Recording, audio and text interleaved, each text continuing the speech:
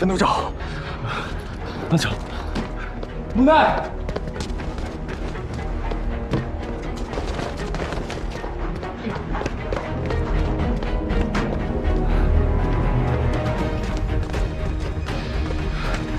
你去那边找吧。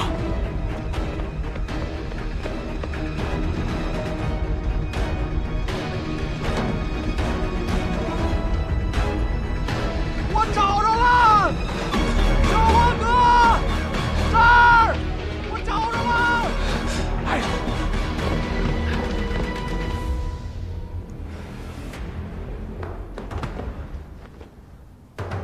绿树。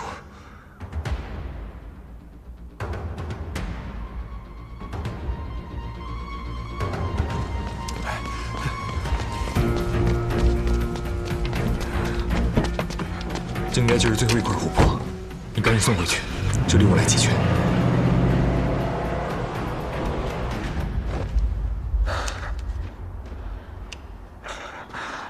莫代呢？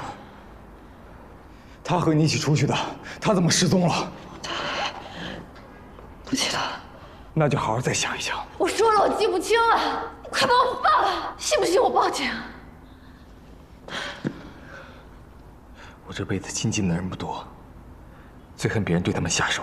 我的朋友、兄弟、爱人，我最恨别人来动。你回想一下发生了什么事，好好想，想不起来的话，我帮你想。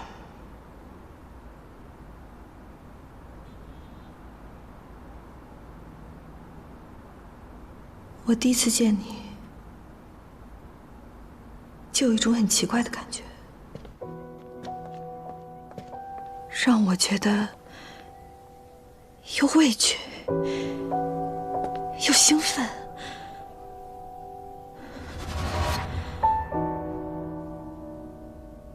不光是你，还有你的朋友，想躲开，但又想靠近。我也说不清是为什么。我想办法接近你的家人。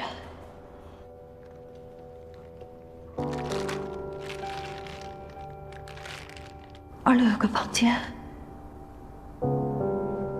我觉得很清静，但是门一直锁着，我进不去啊。这次你们回来，情况又有了新变化，像是有一个声音在一直召唤着我过去。姐姐，2楼不可以。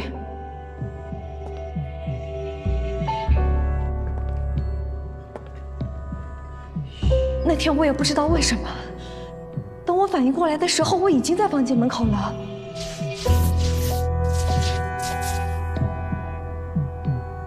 脑袋里却一直想着，想什么？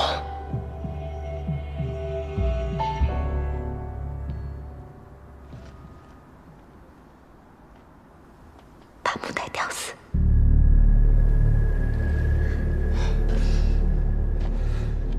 然后呢？ 然后呢？然后我给他下药啊，把他带到了这里。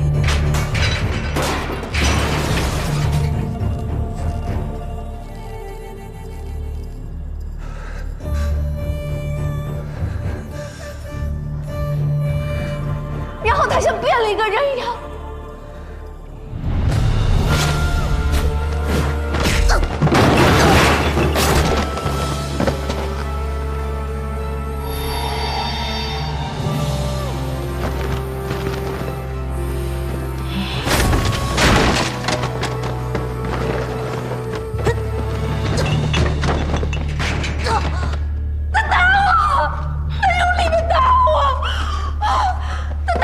然后呢？然后呢？木代呢？我进不去了，他打我！说明都是实话了，想了半天，医生我肯定会没事的，说不定现在就回家了啊！我去找他。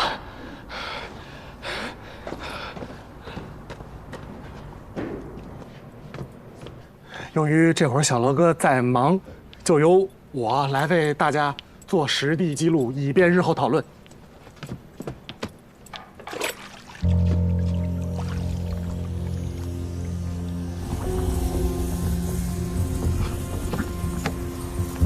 注意了，水影出现了。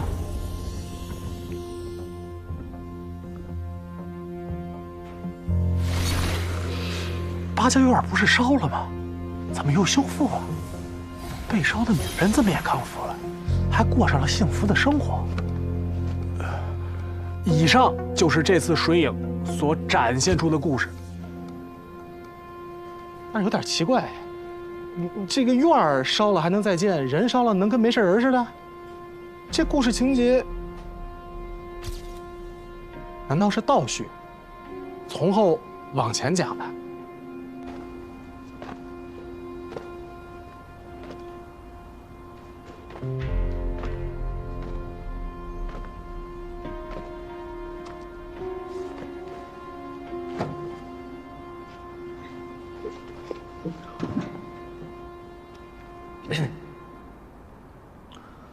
那个，你小时候和小野人是好朋友？他也配？我去了月亮山，他在山洞里画了很多画，画的都是你母亲带你们俩玩。没错，我妈那时候怕他寂寞，会带我一起上山跟他玩。一个畜生还怕寂寞？你都进山了，就没有陪他玩过？当然不是，我高高兴兴的陪他玩，还教他画画呢。画画是你教他的？不然呢？一个畜生要是没人教他画画，他懂什么叫做画画吗？你不要张口闭口就是小畜生，能不能放尊重点？叫一句畜生就生气了？那你听到接下来发生的事情，还不得气疯了？我高高兴兴的陪他玩，如果不这样，我妈怎么会让我单独的带着他？她又怎么会事事都听我的呢？你做什么了？我也没做什么，我就是摘了个蘑菇在嘴里嚼，然后捂着肚子在地上打滚，口吐白沫。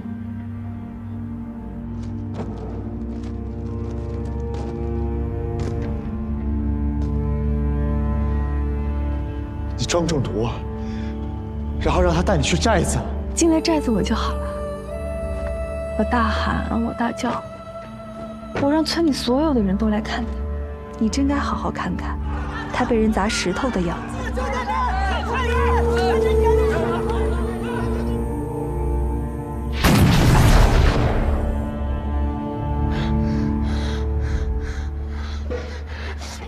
你够了！我告诉你，他就是活该。我本来有个幸福的家，就是因为他全没了。我妈不要我了，我爸给我找了个好妈。你知道我过的是什么样的日子？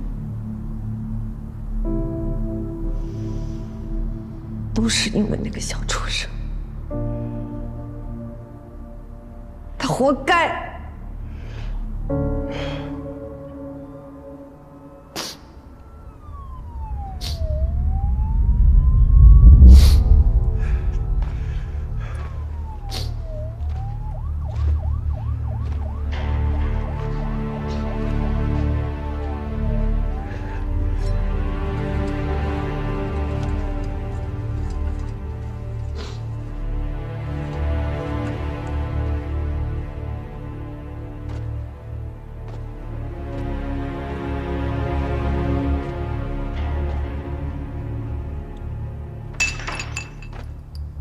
连小姐，你根本就不懂他们对你的爱。你有一个有情有义的母亲，你还有一个正直、善良的妹妹，你都失去他们了，但不是他们不要你，是你不配，你从头到尾都不配。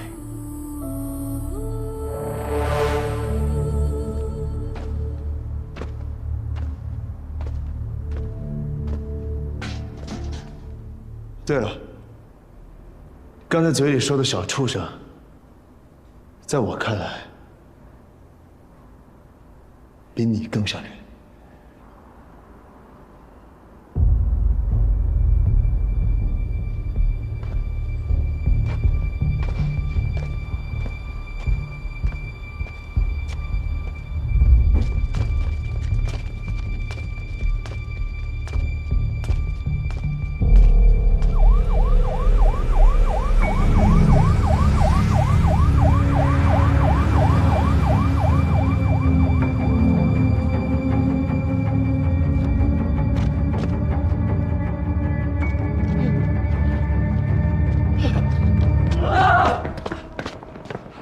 那女孩太惨了，都被撞飞了。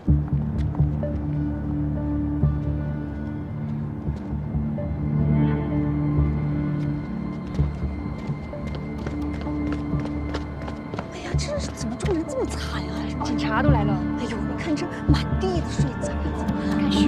对呀，哎呀，这这么惨，你说这人能活吗？哎，我听别人说这人都撞得血肉模糊了。哎呀，你说他家人知道要多心疼啊！哎呀，你看，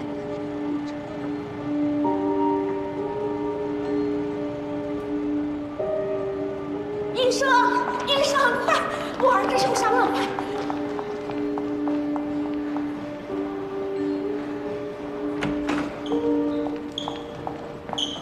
医生，我是家属，他怎么样了？你是家属啊？对，头部有外伤，按 CT 检查未见颅内出血，但是情况不明，来到 ICU 观察。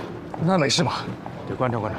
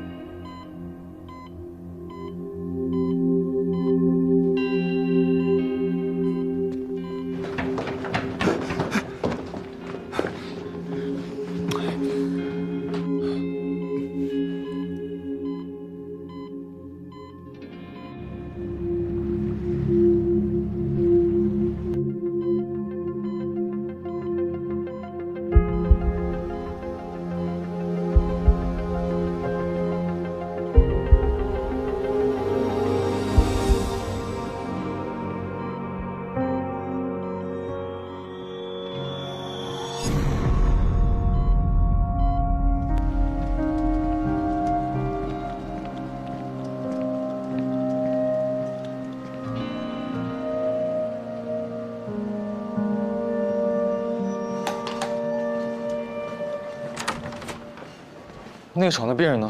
出院了，出院了。办了手续，天不亮就走了。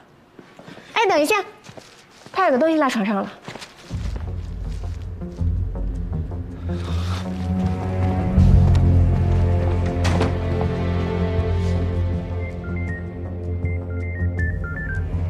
喂，张叔在吗？没在。张叔给我留了张纸条，他说和老板娘有急事要出趟远门，让我看着酒吧。我刚给他们打电话，一直没人接呢。好，我去找万婆后要消息。喂，喂。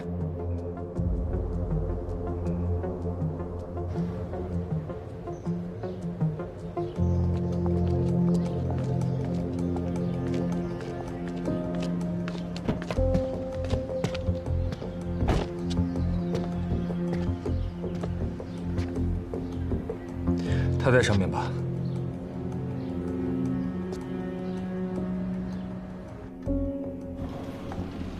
可以让莫代在这边再待几天，我们再观察一下。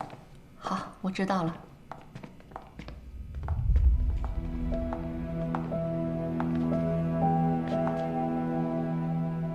好久不见。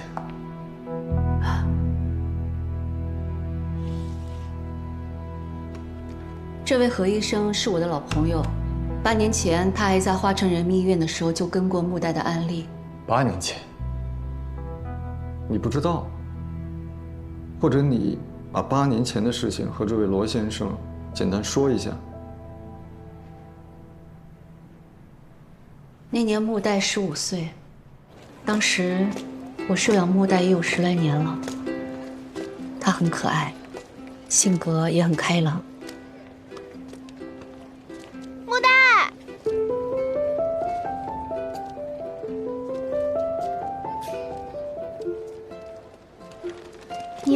谢谢。走，我刚才还在找你呢。我们待会儿去哪儿？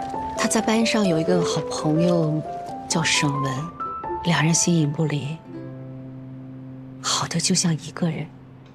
但是后来出了一件事，他俩放学后会一起去一个补习班，但是有一天晚上到了11点，两人还没有回家，手机也打不通。我们后来找到老师，才知道他们当晚逃课。我跟文文的妈妈从学校开始一条街一条街的找，最后找到了一个巷子口。文文，哪里去呢？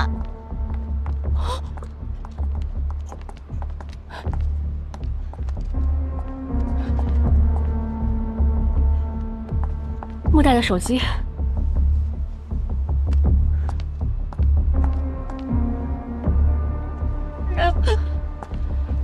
没事没事。文文，那是一片废弃的工地，我们找进去，看见了木代摔在了楼下，脑后一大片血。后来我们在楼里找到了文文，我问他死了。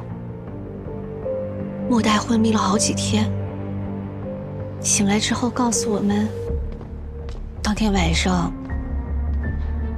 他和文文逃课去看电影，没想到在路上碰到了小混混，所以他是因为这个才生病。那几个小混混很快就被抓到了，还判了刑。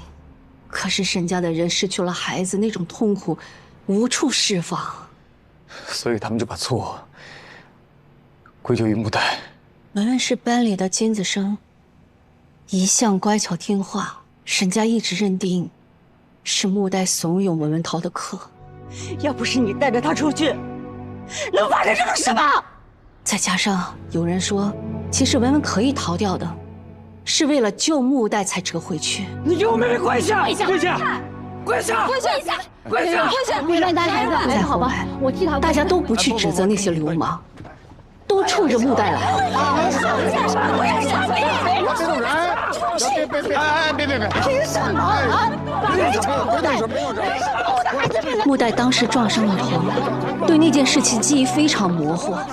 沈家的人来质问，他根本没法辩解，那等于就是默认了。那你当时作为唯一能够保护他的人，你也没为他辩解吗？辩解？你让我怎么辩解？人家都失去了孩子，木代好歹是活下来了。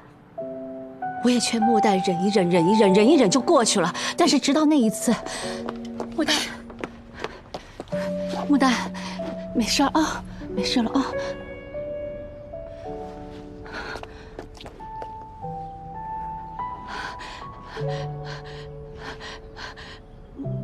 木代，这谁干的？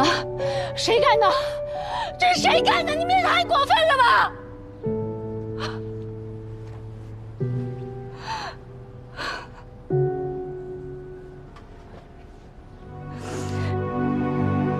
木代，后羿不好，后羿。我还是死了比较好吧。别这么说，没事儿，木代，有后羿在，后羿保护你。直到那个时候，我才意识到，木代精神上出了问题，他变得越来越沉默，跟谁都不太交流。整夜的失眠，我觉得不能再这么下去了，就带着他搬了家，开始到处求医。就是从那时候，我认识了何医生。8年了，何医生一直在跟进这个病例。一直，木代知道吗？木代的病例十分特殊，在我多年的从业经验中都极为罕见。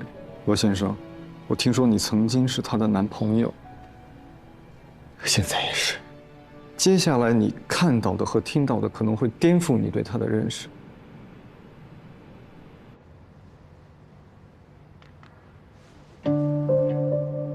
当年我建议霍女士留意木代的日常行为，最好可以在她不知情的情况下拍摄一些视频，一方面我们可以更加全面地监察她的情况。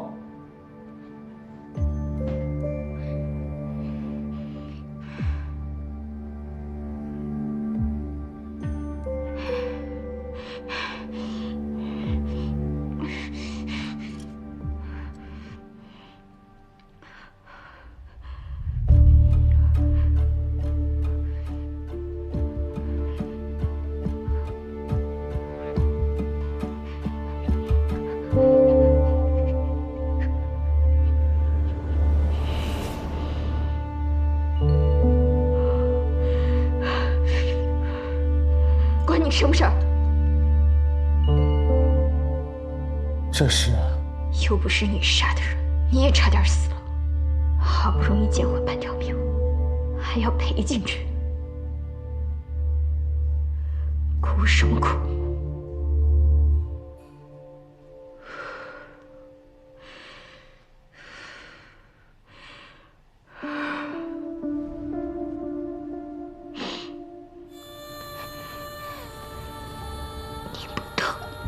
你不懂，我真的很难受。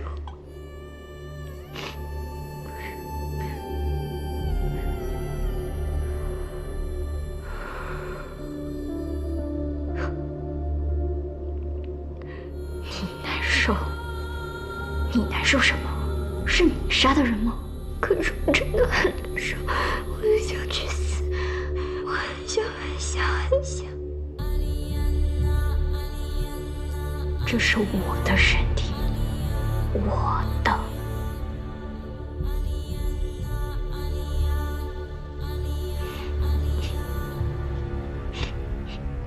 好吧，那我怎么办？那我怎么办？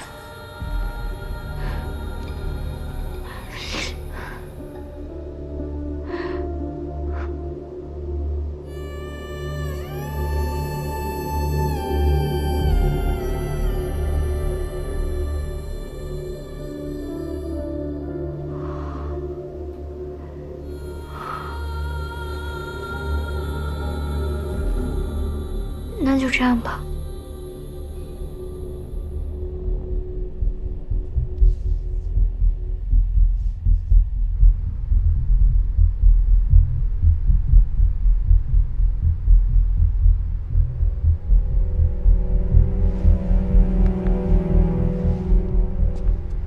然后呢？然后他就突然自愈了。治愈？自愈，自己治愈。刚刚那算是双重人格。他的这种情况不符合双重人格的定义。双重人格每一重都是完整的，而且彼此不会进入对方的记忆。木代的情况不符合我们现在已知的任何一种情况。我的推论是，因为这次变故，木代心里承受不了这么巨大的痛苦，为了自救而分裂出一个截然不同的自己。这一个，我们姑且叫做黑木代，理性、冷静，对人对事充满敌意。这一个，便是你熟悉的木代，温暖、柔软、可爱。视频结尾，那句“那就这样吧”是什么意思？一黑一白，都在争夺身体的主导权。我猜测，最后这场争夺是以白木代占了上风。可是我看视频里，黑木代更咄咄逼人一点。那句“那就这样吧”，是双方争执后达成一致的结果。因为人终究是社会性的，白木代的这种性格更容易被社会和大众所接受，而黑木代选择让出主导权，沉默。除非身体在遇到极度危险和痛苦的情况下，才会因为自救而再度觉醒。而且白木代似乎并不知道黑木代的存在，因为这远远超出了他身体的承受值。而现在，他回来了。我不想听你们长篇大论，我现在只想见木代。这个路吧。三兄，13000，33。这怎么了？你这一惊一乍的，都影响我对艺术的创作了。别创作了，出事儿了！我又看着幻象了。幻想？又开始幻想了？过程是这样的，今天中午我吃的特别好，于是呢，我就想给那个花圃松土，锻炼锻炼身体。我一铁锹下去，你猜我发现了什么？什么？一个洞。那我一铲子下去，我还能发现个洞呢？哎，这不是普通的洞啊，它是暗红色的。暗红色的，里面好像还有很多血丝儿，还都交织在一起，挺恶心人的。洞里还往外吹风呢。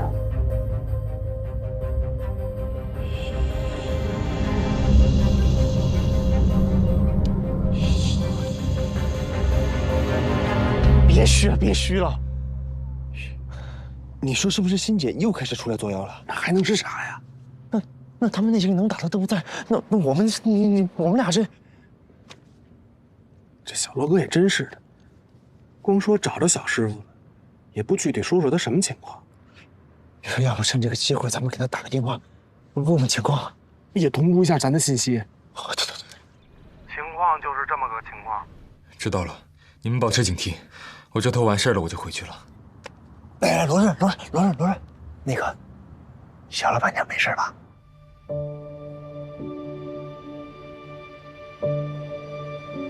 她没事。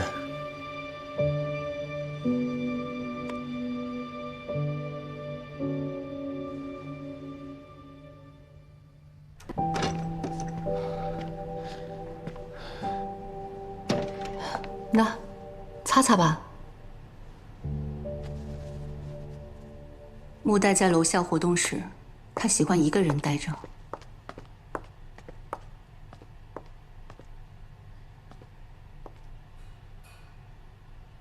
你待会儿见到木代，要做好思想准备。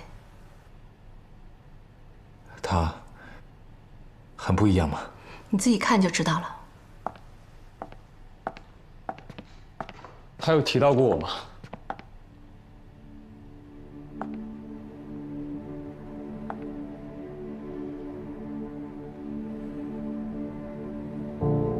那他还记得我吧？啊，记得，当然记得。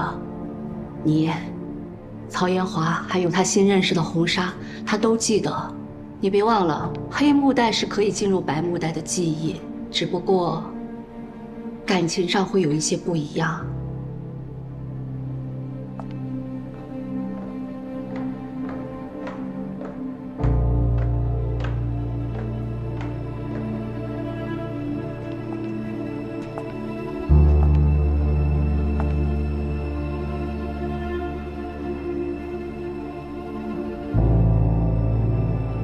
如果你还没有准备好的话，就晚点再说。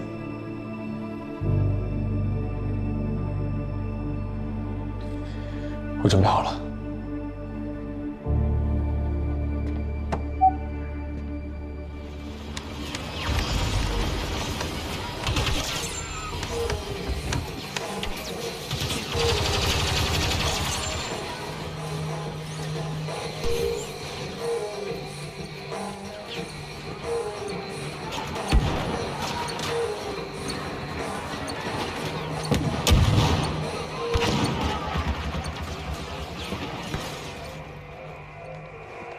还好吗？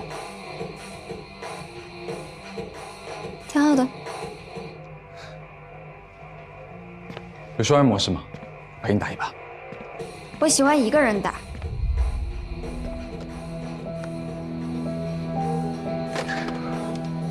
两个人一起的话，会撑得比较久一点。会吗？试试。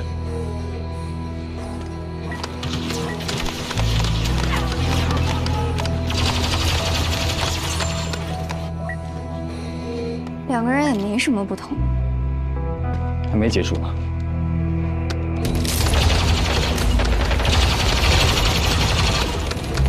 绷带，轻轻带。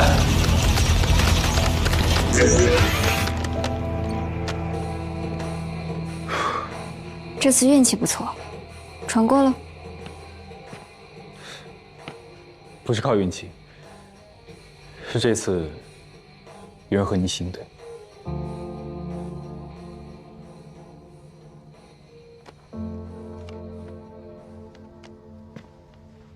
以前我遇到事情，总是一个人做决定；遇到麻烦和危险，都是一个人扛。后来，有个姑娘告诉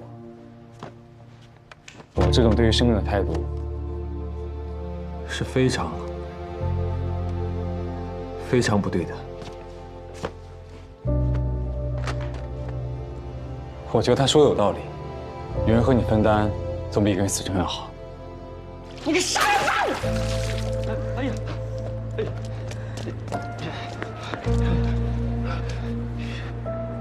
你们干什么？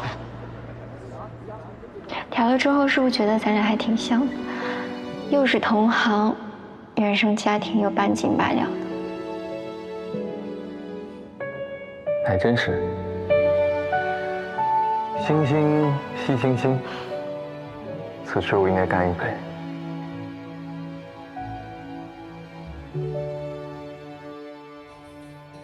8年前的事情我改变不了什么，但以后我愿意和你一起面对。你凭什么觉得我会需要你啊？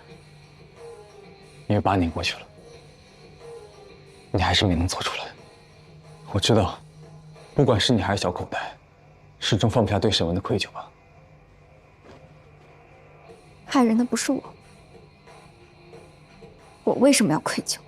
对，你当然不需要愧疚，因为你没有做错任何事情，沈文死的责任不该由你来承担。要看电影的不是你，抄小路也不是你的主意，对吧？我向红姨了解了那天的细节。快点，木达，赶不上电影开场了。文文，要不咱们还是回去上课吧？来不及啊，大路来不及，我们走小路。好吧，走。哎，你好慢呀！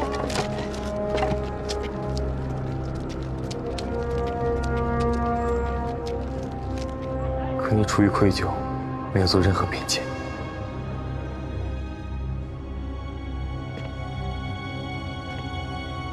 因为死的那个是沈文，也因为他本来可以逃走的。别跑！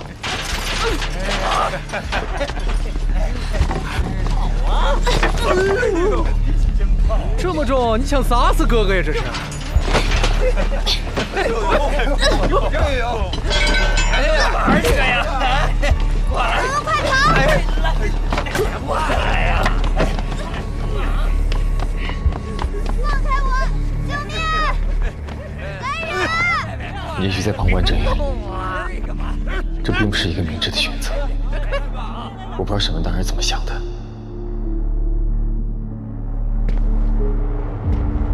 唯一确定的是，他很珍惜这个朋友。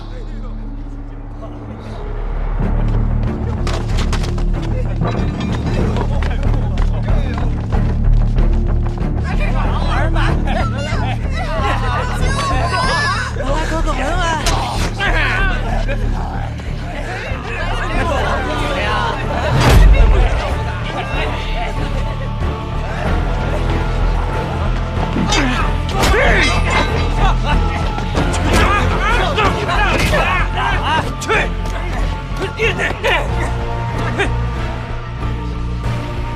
沈家失去了女儿，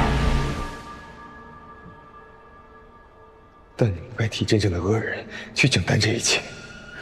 你是不是以为这些就是真相？沈家人恨我是对的，没有我，文文不会死。你这话什么意思？激怒那些混混，让他们动了杀心的人，是我。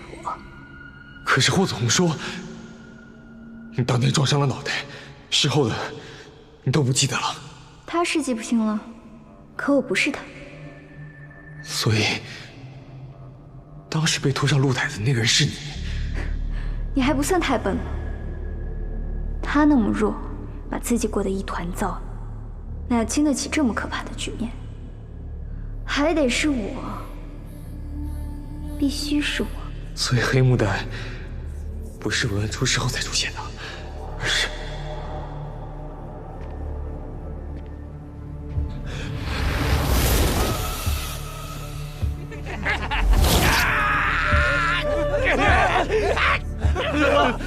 大哥，打他！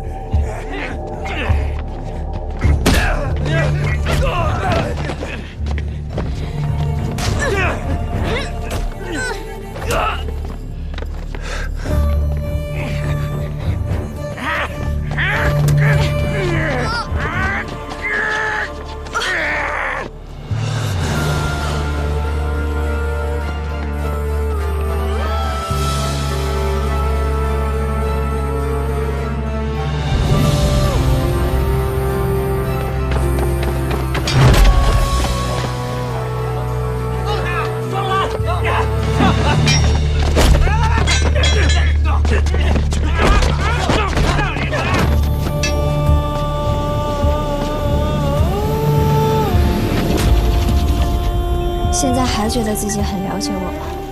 你说的要敞开心扉，共同面对，可是你藏着的秘密比他少吗？他把秘密藏着掖着，你也一样。你早就发现他不对了，可是你从来都不问，什么都没做，事到临头还口口声声说要共同面对。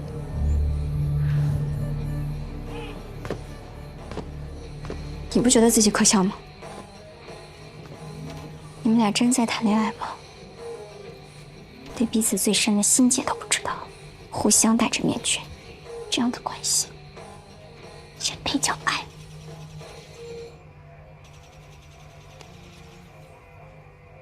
还戴着？我以为我扔了它你会明白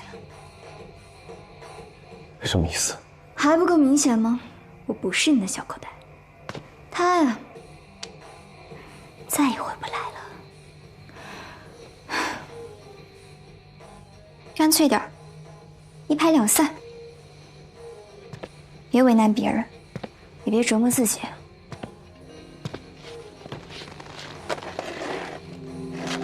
忘了告诉你，今天通的关，我上周就通过了，通关时间比今天短。别把自己看得太重要，很明显，我不需要你。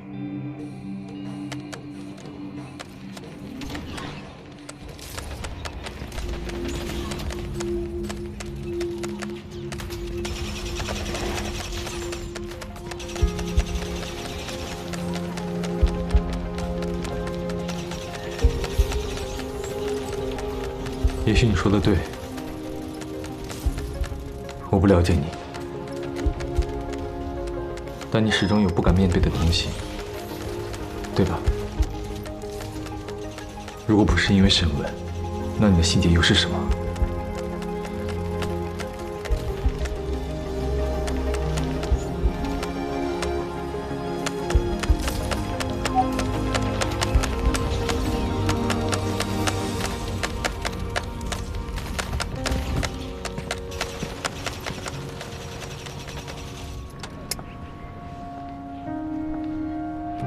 我先回去处理点事情，有什么需要帮忙的，或者木代有什么事情，就打给我。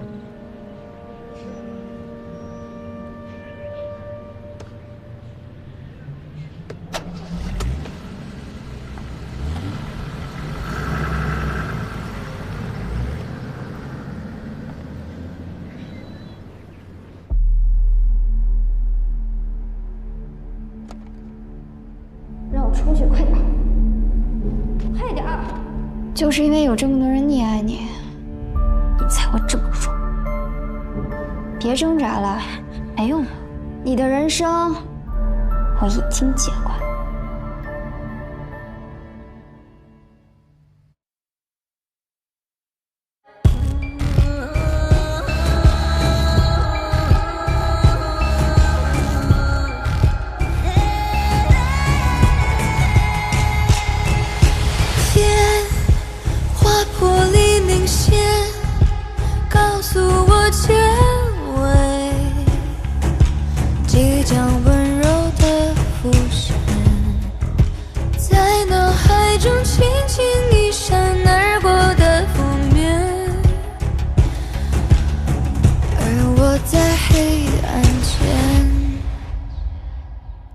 人的守着分两面，一面是注意，一面在等你。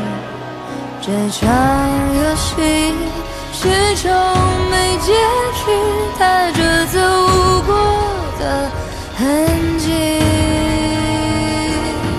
你换作是我，默契我没听。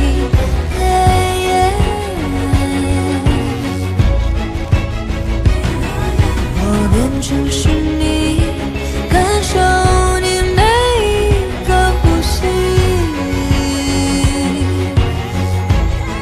然后继续坚信天划破黎明线，告诉我结尾，即将温柔的浮现，在脑海中轻轻一闪而过的负面，而我在黑暗间划破黎明线，告诉我结尾，即将温柔的浮现，在脑海中轻轻一闪而过的负面，而我在黑暗间。